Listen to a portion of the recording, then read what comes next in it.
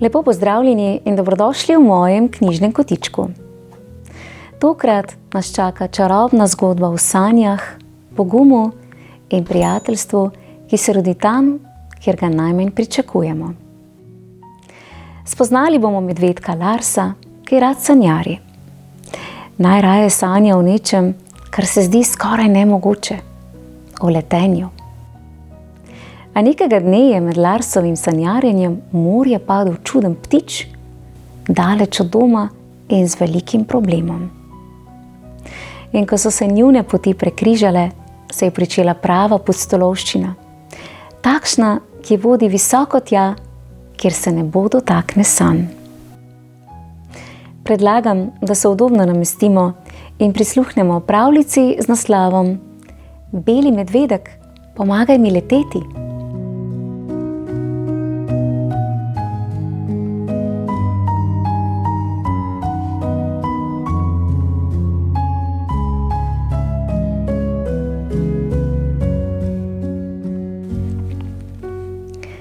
Lars, mali beli medvedek, se je v močnem vetru in strupenem mrazu rad igral.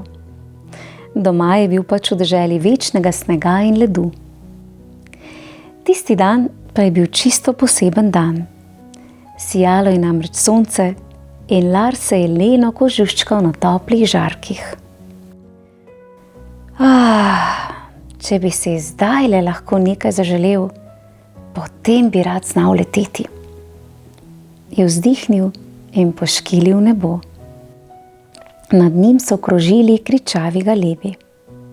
No, mogoče ne bi letal tako visoko.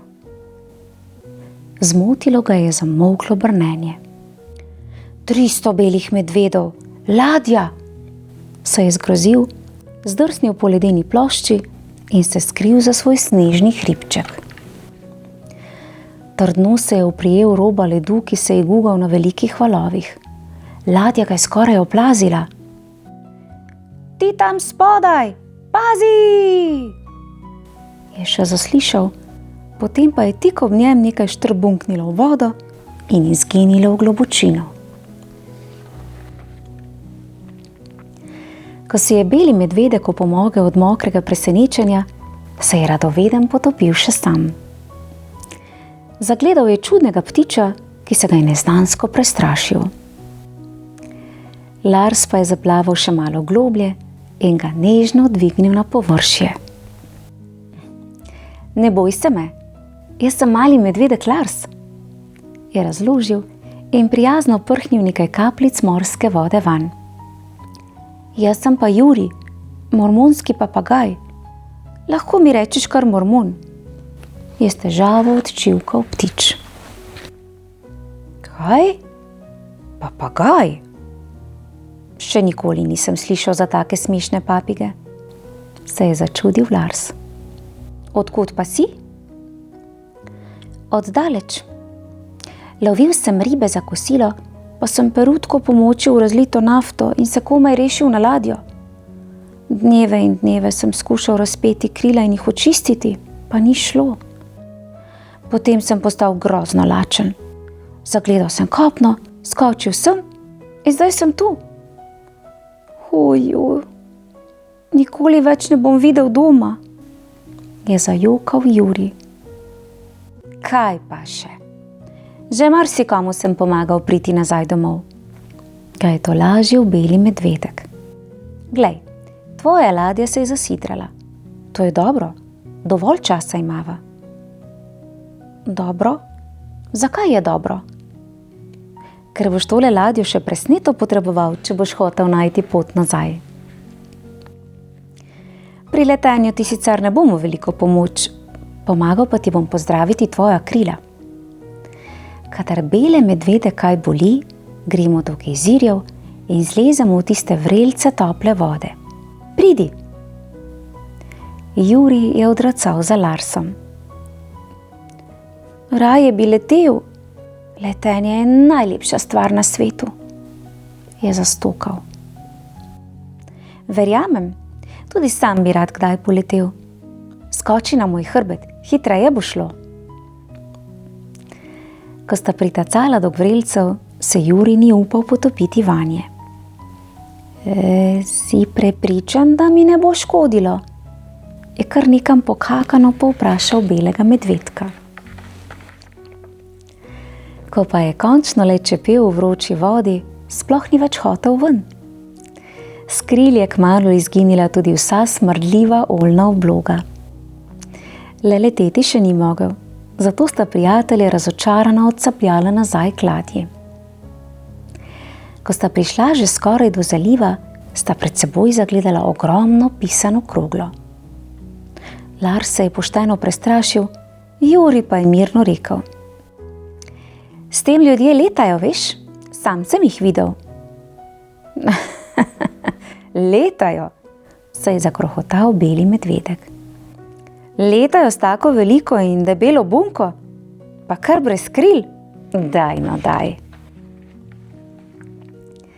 Radovednež je vseeno splezal v košaro pod pisano kroglo, da bi si vse skupaj natanko ogledal. Odkril je kopico lučk, stikal, gumbov, ročic in kablov. Jurij, tole moraš videti, je navdušeno vzkliknil in pomagal prijatelju zlesti za njim. Ob tem se je nehote nečesa dotaknil, zaslišal se je čuden sikajoč zvok, nad njunima glavama je švignil plamen in balon se je dvignil. Hitro se je vzpenjal in se pridružil plesu snežink. Košara se je v snežnem metežu divje gugala. Lars in Jurij sta se stisnila k drug drugemu in zaskrbljeno strmela v sikajoči plamen. Ko si je ptiček le upal pokukati čez rob košare, sta bila že previsoko za skok iz nje. Mislim, da letiva vedno više, Lars, je zašepetal. Beli medvedek je po žoru dobil cmok, ki se mu naredil v grlu. Letiva? In vedno više? Ja, sva že med oblaki. Oblaki? Je zajecljal Lars in požoril še en cmok. Naenkrat je sikanje prenehalo in plamen se je zmanjšal. Popotnika sta mirno plula nad morjem belih oblakov. A ni letenje prekrasno, je vriskal Jurij. Beli medvedek je previdno poškilil čez rob. Oblaki so bili spodaj in ne več zgoraj. To je bilo pravo presenečenje in Larsu se je zdelo čudovito. Ampak nekje globoko v medvedjem srčku ga je bilo vseeno še vedno salamensko strah. S te višine pa gotovo lahko spet poletim, je zavriskal mali mormon in se, še preden ga je Lars lahko povlekal nazaj na varno, pognal v globino. Kmalu nasvidenje, je še vrisknil in izginil v mlečni preprogi oblakov. Lars je ostal sam. Tedaj je plamen ugasnil in balon se je pogreznil v beli nič. Jurij, na pomoč!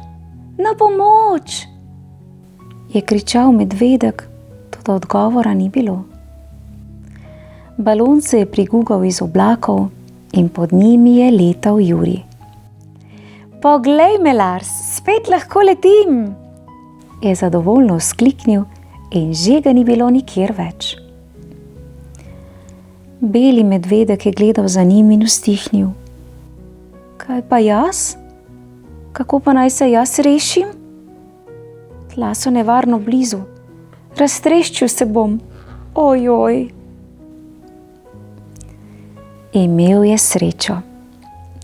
Košara se je mehko dotaknila ledenih tal in Lars je skočil iz nje. Z vsemi 4 tacami v snegu se še nikoli ni tako dobro počutil. Častna medvedja beseda. Priletel je Jurij. V kljunu je držal 2 slastni ribi. Zate, Lars, je prijazno odmomljal. Zaradi tebe spet lahko letim. In jaz zaradi tebe vem, kako čudovito je letenje, se je nasmehnil beli medvedek. Povzpel se je na najvišji ledeni hrib, da bi prijatelju lahko še dolgo mahal slovo. To poletje te zagotovo obiščem, mu je obljubil Jurij in v velikem loku odletel k ladji, ki je plula iz zaliva. Ko je že izginila daleč na obzorju, je beli medvedek še vedno sedel na hribu. Tale je zame čisto dovolj visok, je mrmral. Meni res ni treba letati, saj imam prijatelja, ki to zna. On lahko leti še zame.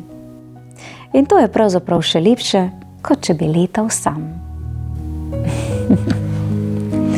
Pa še res je.